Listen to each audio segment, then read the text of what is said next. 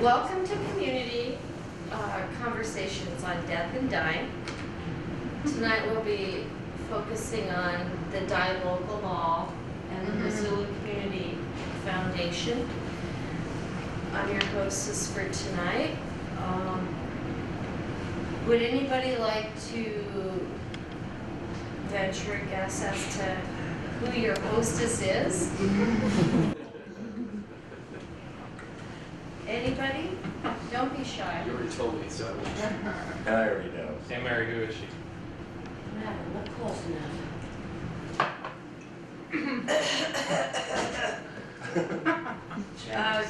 Maybe I've heard my Ozzy Osbourne. curl. Yeah, latest.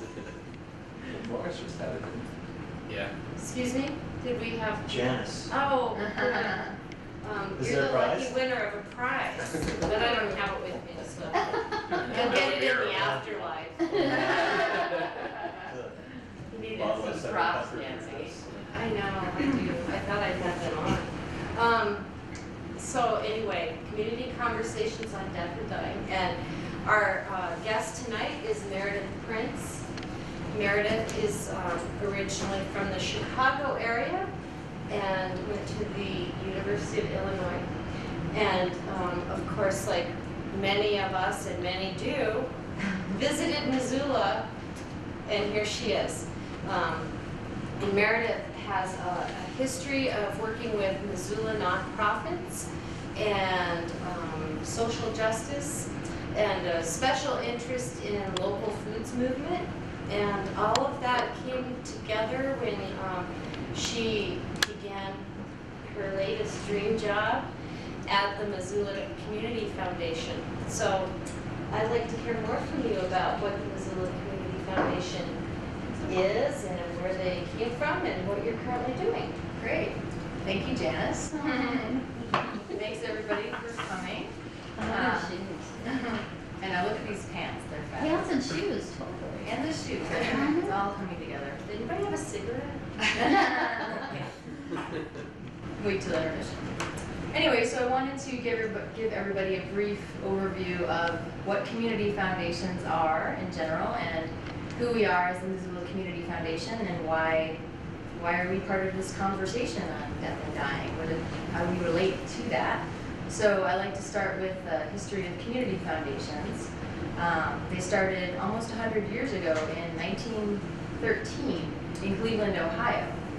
And one of the Rockefeller family's attorneys saw the Rockefeller Foundation be created and the massive wealth that the one family would be controlling into the future. And he thought, wouldn't it be great if communities could build those same kinds of assets for their own self-determination? And so he started the Cleveland Foundation, and the idea is that there's a diverse board of directors made up of community leaders who kind of know what the changing needs are of the community, and they disperse the money. And so today the Cleveland Foundation has $1.9 billion in assets, and so about 4 to 5% of that can be used every year for community needs, but just think about how much good can be done in that community. And so the idea really spread throughout the U.S. and the world, and today there are about almost 1,700 community foundations throughout the world in 51 countries, and there are about 750 in the U.S., and we have 76 in Montana, which is amazing. We have more than one community foundation per county, and we all exist to benefit our community. Our tagline is for the good of Missoula forever. And so, for example, I like to talk about the Fair Foundation, which is Eastern Montana. It's Forsyth, Angela, Ingomar, and Rosebud. It's 4 communities that are banding together with one community foundation, and what their community's biggest need was to keep their post office. And so they rallied the community and legislators, and they were able to save their post office. That was the greatest need there. Sealy Lake Community Foundation, they built the first community park, and I think just about everybody in town came out and helped to build it. And they're working on economic development and trying to develop their wintertime economy. And so they did a feasibility study on helping to improve that economy, and they found out there were air quality problems. And they were able to pinpoint pinpoint the problems to a trailer park that was right next to the school and the inefficient wood stoves. And they were able to get a grant and replace those wood stoves. And because of the goodwill that they had built up by building a community park, they were able to come and talk to the folks, who were in the trailer homes, and they had more credibility than maybe a government person coming. So, Community Foundation can serve a lot of really cool roles in communities throughout the state. So bringing it here to Missoula, we started in 2000 as part of the Celebrate Missoula process. The Missoulian and some other businesses got together, about 200 citizens, to try to come up with a millennial gift for the community. And they decided on starting a community foundation with about $45,000 in assets at the time, and also about $26,000 in small grants that went to a lot of different community beautification projects, like the Blue Star Memorial at Rose Park. There's the bridge over Bancroft Pond behind the Patty Creek Market. There's some ice smoothing equipment up in the Rattlesnake, the projector for the Missoula Outdoor Cinema. So a lot of just niceties that you might not know how they came about, but they were brought about by the Community Foundation at its inception. And today we have an endowment of about $160,000, and we've given out grants of about $140,000 to about 70 different local groups. And what we like to focus on is what we call the community gems, or what makes Missoula a unique place to be. I wanted to come back to Missoula, because of Mount Jumbo and Mount Sentinel and the Carousel and the Children's Theater and all these things. So that's kind of what we are here to kind of protect. We also have a scholarship program where we give scholarships to a student at each of the 5 local high schools, including Frenchtown and Seeley Lake. And it's students that may not get straight A's. They may not be the ones that are going to get all the scholarships, but they really need the help, and they want to stay in Montana. So those are kind of the kids that we target. We work with local community nonprofits and donors. It's kind of what we do. So our big leadership project, and I think something that makes us unique, is we're working on a trail called the Norman McLean Trail, which is going to stretch from the Rattlesnake here in Missoula to Seeley Lake, and we're working with the Seeley Lake Community Foundation on this. It'll be a 50 to 70 mile trail for hiking, biking, and equestrian use, and it honors local author Norman McLean and his brother's reported journey from Missoula to their cabin on Seeley Lake. So that's something we're working on with leadership. We also do public education about estate planning and plan giving, which is what tonight's topic is really about. We work with nonprofits, so we can be an advocate for nonprofits to donors. I mean, you all have different interests. You all care about different things, which makes you unique, and that's fantastic. So you might come to the Missoula Community Foundation with your interests. You might not know what organization or organizations would serve those interests, and I can help to tell you that. I am neutral. I don't, I like all nonprofits. I want to help everybody.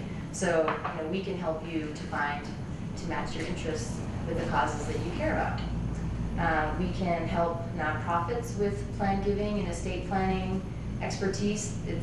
Plan giving can be complicated, and a lot of local nonprofits don't have the resources to know all about that. They're worrying about raising their annual operating funds, and they don't know about these complicated tools. So we can be a resource for them. We can give them grants, and we can be fiscal sponsors for new fledgling organizations that are just getting off the ground. We also help donors to give more efficiently.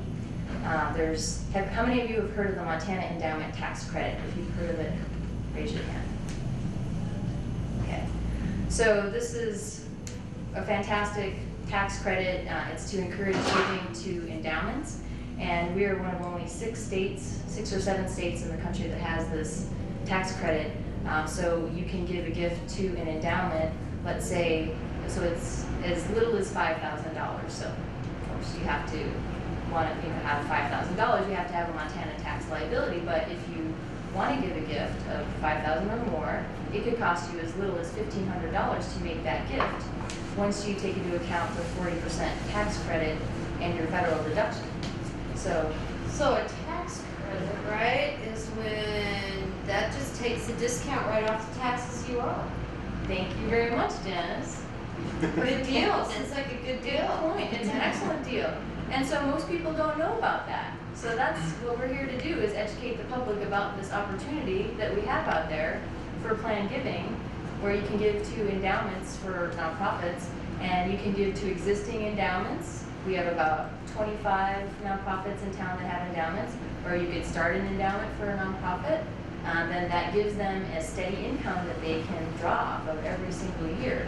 So it takes the pressure off of their annual fundraising if they can have money coming in every year from an endowment. That's so cool. It is cool. One other thing we can do for donors, if they're interested, is we can either help them to publicize themselves. They can have a fund called a donor advised fund, which is like a foundation, but it's much easier for a person to implement. Or they can be anonymous and they can give to us, so let's say they want to benefit 5 organizations, they only want to write 1 check and they don't want to hear from the organizations, we can help them to give. And so kind of really transitioning into what is our focus today is our education about the transfer of wealth. So there's a huge opportunity out there. Groovy. Yes, it's super groovy if we can take advantage of it. In Montana, the Montana Community Foundation did a study in 2011 on the transfer of wealth from one generation to the next in the next 10 years. And they found out that in Montana, $12 billion is going to transfer from one generation to the next. And a lot of that money will be leaving the state because a lot of people grow up here and leave the state. So we're trying to kind of stem that tide a little bit. But if we were able to capture 5% of that into endowments, so we want people to make sure their kids are taken care of, their family is taken care of, but if you can just think of your community and or your favorite nonprofits as one of your children and just leave 5% to that community, we would have $600 million in the state in endowments. That would give us $30 million a year in endowments that we can use for community needs. And to bring it home here to Missoula, in the next 10 years, it's $1.39 billion that will transfer from one generation to the next. 5% of that is $69 million. 5% of that is $3.5 million every year in Missoula that we can use for community needs. So, the opportunity is out there, but we're not taking advantage of it at this point because 70% of Montanans don't have a will. So if you don't have a will, then you're not, most important thing is to take care of your family and make sure that your wishes are known so that, when your family is grieving, they're not wondering what your wishes are. So I'd say that's the number one thing that's important, but the angle that we come at it from is that it's an opportunity to leave a legacy. And if you leave a $1,200 bequest to an endowment, that means the money keeps growing, then that is the same as a $100 annual gift. So you can be part of your favorite organizations forever, with a bequest of any size. It doesn't matter how much it is. And you can leave, it doesn't have to be cash, it can be items. So anybody can leave a bequest. Not everybody can do a planned gift. So we just need people to think about it. Think about it. Just think about it. And so I was doing some research on, what percentage of nonprofit revenues come from bequests right now, and it's 7%, which is pretty small. And we know that the potential is out there to be way more. And actually, and this was according to the Giving USA 2013 report, and they noted that in 2012, giving by bequest declined by 7%. So we're actually going in the wrong direction. So what we're trying to do is go in the right direction and just get people thinking about it. So the need is great. In Montana, we have very little in foundation assets. We're actually 47th in the nation, with assets of $669 million in foundation, in endowment assets. That sounds like a lot of money, right?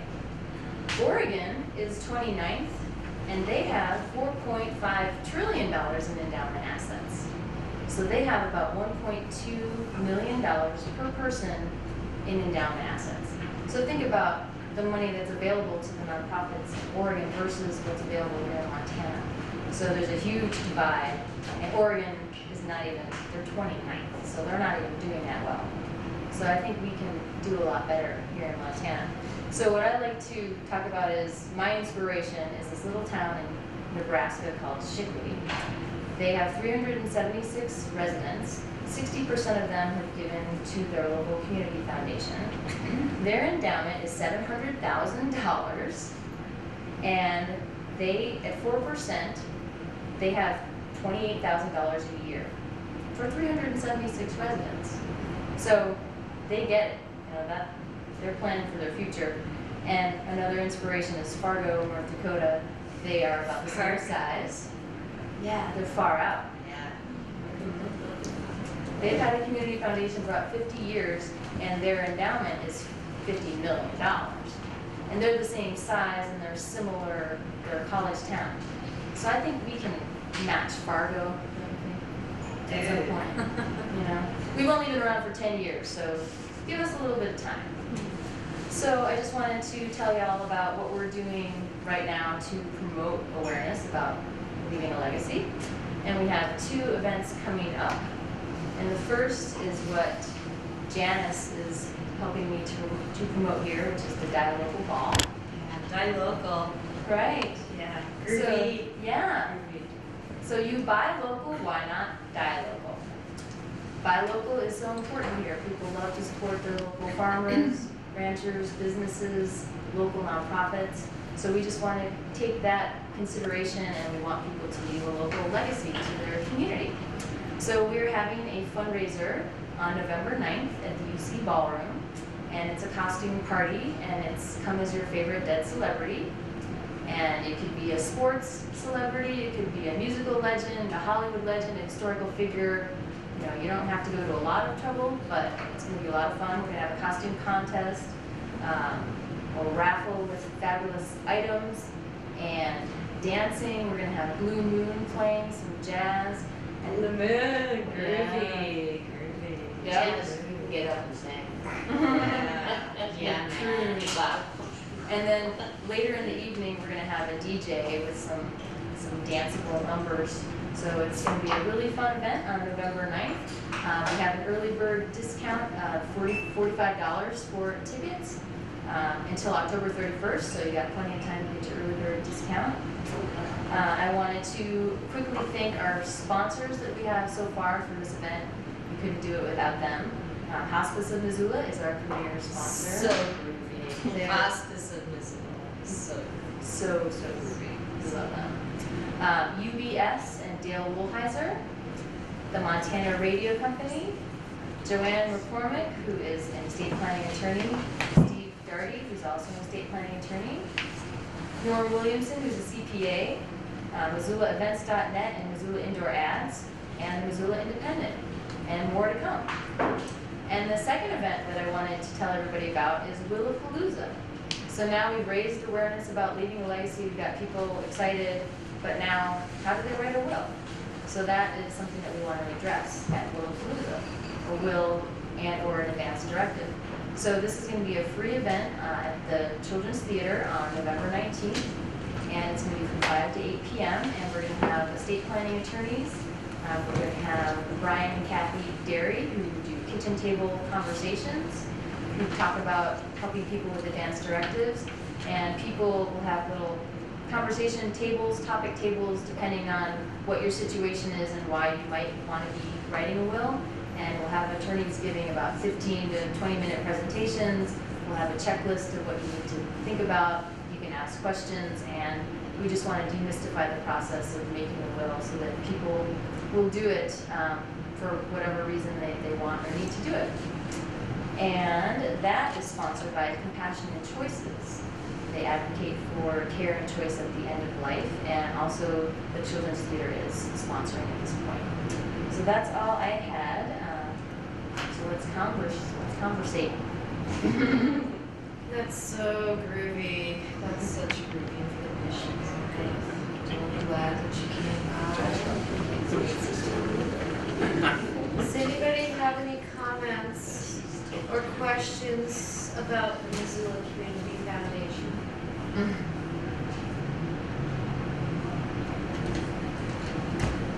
Can anybody name beneficiary of the Missoula Community Foundation?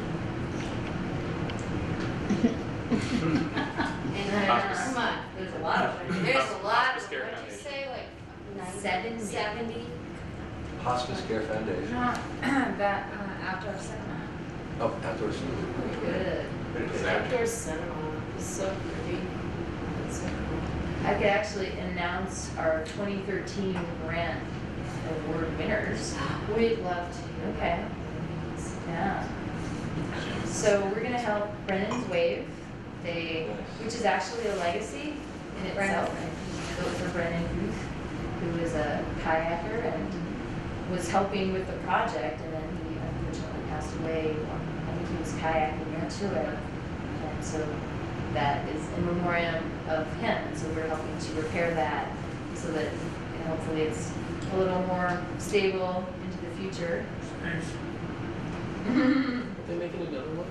Mm-hmm. There's the Max Wave. Yeah, I don't know a whole lot about that one. Further down the road. Yeah. Also, the flagship program is one of our grantees this year. Flagship. Yeah. They do an after-school program, literacy program, and I'm all about after-school programs because I'm a former teacher myself and I know how important it is for kids to have a place to be after school. It's good so they don't start doing drugs or something. That's right. You would not want people to do that. We are also giving to the Montana Natural History Center, and they are doing a training program with teachers to incorporate science, natural history education into the schools. And this year they're working on trying to incorporate the Indian Education for All program to help students or help teachers teach about Native American history and culture. What else? Oh, the Center for Music by People with Disabilities is a cool program. Yeah, which is pretty self-explanatory. They do like weekly workshops that we can help with. Imagine Missoula, which is a nonprofit that helps people, with just things that they need done. Have folks to shovel the walk or to help them move something or fix what they need to fix. So that's a really great little service. Also the Free Cycles Missoula, and they're doing a program with kids. It's a bike maintenance workshop program, but they're working with at-risk kids. So it's a peer group, so they're with peers and they're learning skills and they're being mentored by the folks like the Free Cycles. That's all of them. I'm not leaving anybody out. So we're really happy to be able to help these organizations here in 2013, and of course, as we're able to build our endowment, then we can just have a much more impact than we can right now. So the ball is part of the fundraising efforts that go back into the foundation? It goes for our operations. Yeah, because some money is managed in different ways for community foundations. So some community foundations manage their own endowment, such as the Whitefish Community Foundation. They have, I think, $6 million in assets or so, and so they get paid to manage that money. They make a percentage off of that, and so that pays for most of their operations, although they still, take donations from individuals and businesses and that. We have our endowment managed by the Montana Community Foundation, which is great because I'm the only staff person and my expertise is not in finance, it's more in the nonprofit world. So that's great, and we don't have the liability, but we also don't get the fees. And so we pretty much operate like a regular nonprofit in terms of raising money. We are the beneficiary of a charitable remainder trust, which is a planned giving tool, which I'll kind of briefly explain. So it's a trust. A gentleman named Jack Fahey started this trust. He put some stock in there, and he was paid 6% a year of the value of that stock while he was alive, and he passed away in September of last year, and he designated 4 beneficiaries for the remainder, whatever was left over in the trust. And the money is invested and it grows, hopefully. We can't guarantee that, but we hope that that happens. And so the 4 organizations are the Humane Society, the Community Foundation, the Friends of Irish Studies in the West, and the Alliance for the Wild Rockies. So that shows just how diverse his interests are. And so every year we're going to be getting $6,000 a year from that trust. So the more that we can do in building up those kinds of funds, and then that can help to pay for our operations. So the ball is to pay for our operations. So Jack Fahey was a pretty groovy dude because he kind of planned ahead and did that planned. So if I would have done that when I died, my money could have gone to like help some kids learn to rock and roll or something. Totally. So plan and so not very many people plan and do wills. They don't. Yeah. But you can make your money work for you. Like Mr. Fahey, he had to sell his stock to pay for his living expenses, and he had to pay a capital gains tax on that. And now that way, he put it in the trust, he didn't have to pay that. He avoided capital gains tax. He did, and he got a much better return. For the rest of his life, he was guaranteed that he would get the 6%. So it's good. It was good for him, and now that he doesn't need that money anymore, it's good for the organizations that he cares about or cared about. So it was a win-win situation. So how many people here have a will? Jason. Not even half. Not even 50%. Yeah.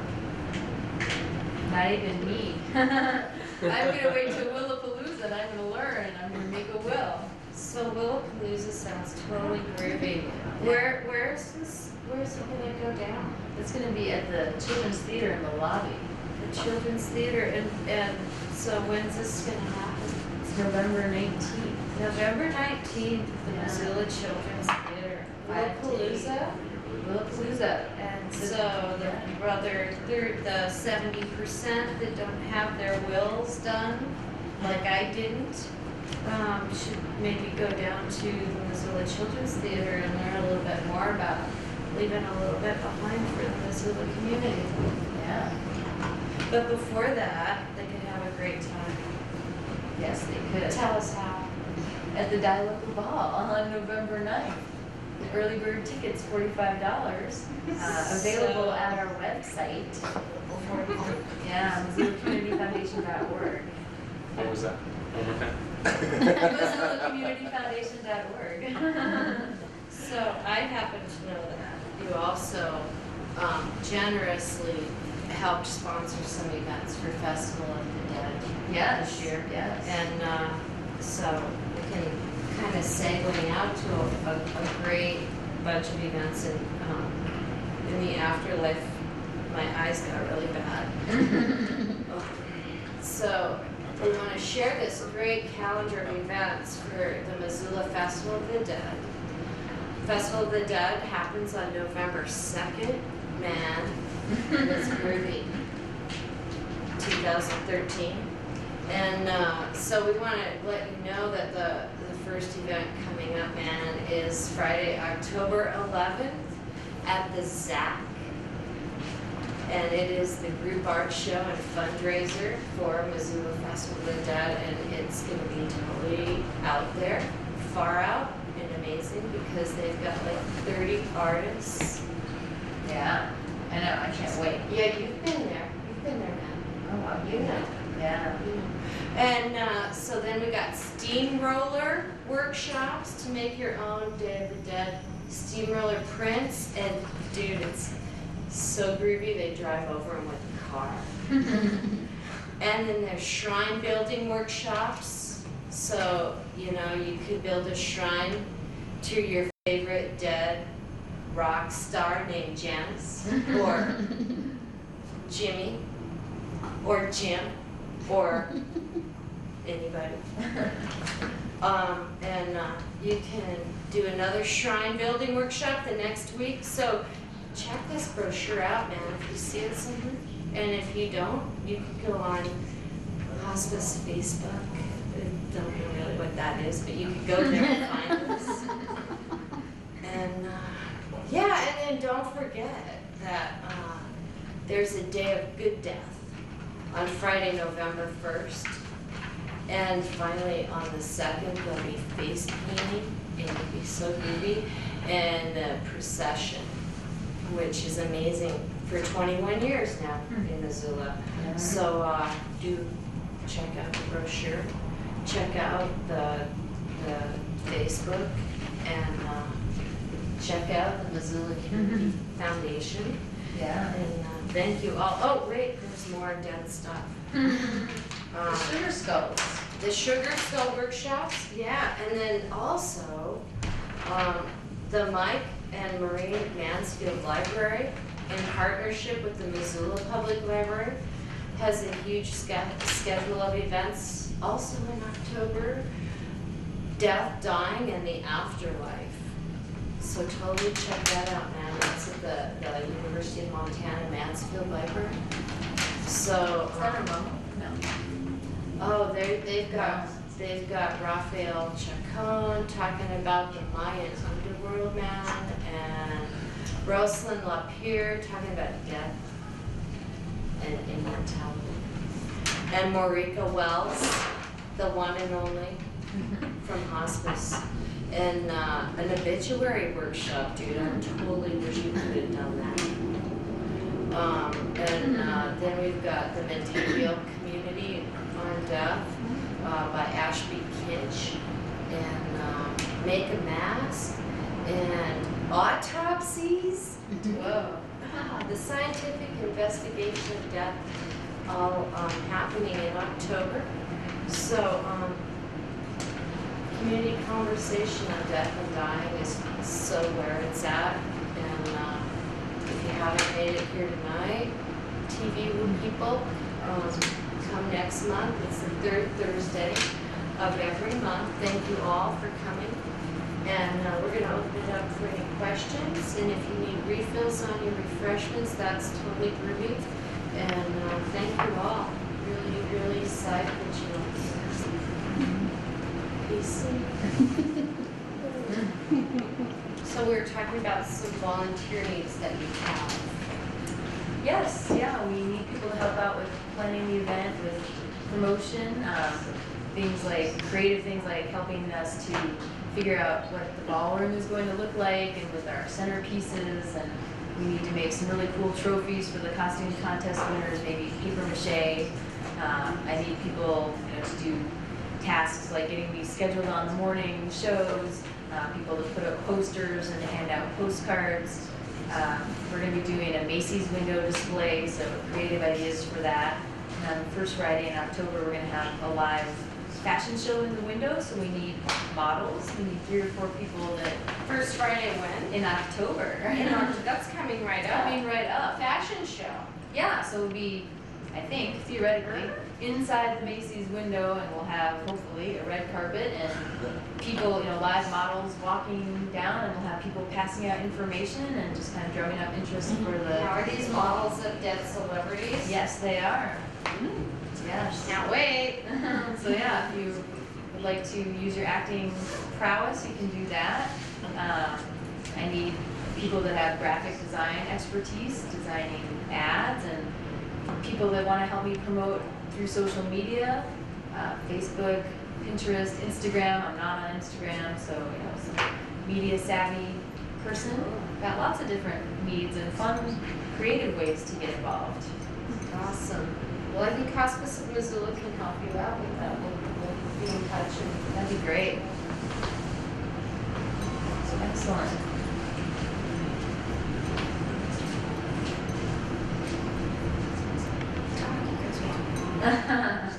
Now that it's rolling, it's Amazing. amazing. Oh, did I already mention that we're showing Vertigo at the Roxy on October 24th? Yeah. No. Yes. So, yeah, Alfred Hitchcock's Vertigo. Alfred Hitchcock's classic thriller, There's another one? Vertigo. And, yeah, so if you dress up as There was that anything- TED Talk Vertigo. Oh, yeah. Just, Oh. sorry. Anyway, if you dress up as a Hitchcock movie or character, you get extra points. But if you dress up as anything, you can enter yourself into a raffle to win 2 free tickets to the Die Local Ball. Yeah, so you can come see Awesome. Vertigo. We're gonna have some sort of a reception beforehand that you can come to and, show off your costumes or come without costume, doesn't matter. Come enjoy Vertigo at 7 o'clock on October 24th at the Roxy. Missoula's Community Theater. So we really want to support them and make sure we go see movies at our awesome community theater. That should be really fun. So you have a lot of events coming up. To recap, you've got a fashion show on the first Friday of October. You have a film at the Roxy Yeah, with Vertigo. yeah. And We're doing face painting stations at the Festival of the Dead you are Parade. sponsoring the face paintings Ooh. on November 2nd. And we need volunteers to face paint. I need 12 people to help me face paint, so. And we're gonna have templates, so you don't even have to be an artist, but you just have to face paint, like kids. Step right up. You just gotta want to color faces. And It's also, like fun. yeah, and also we want people to walk in the procession, in the parade as well, with the Community Foundation. And then November 9th is the Die Local Ball. Yes. And then November 19th is Lollapalooza, which is free, and it's at the Children's Theater, and we're gonna have music and food and beverages. It's gonna be, try to have a festive atmosphere and have a lot of information and people to answer your questions, so we can make sure that our families have peace of mind and that we can maybe be lazy. Great. Good. Anybody have any other events they would like to add before we stop? Thank you. We are having first week of November, Hospice of Missoula and Community Medical Center are hosting the National Hospice of Missoula Organization Conference on bereavement, death, and grief. It'll be November 4th through the 8th. If you want to save that date, we're still trying to find a venue big enough for it. We're thinking probably the Hilton downtown here, but we don't know for sure yet.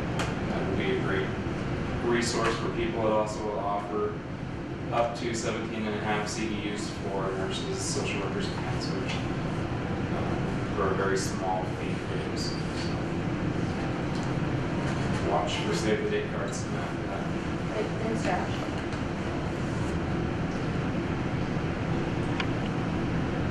All right. Thanks, everybody.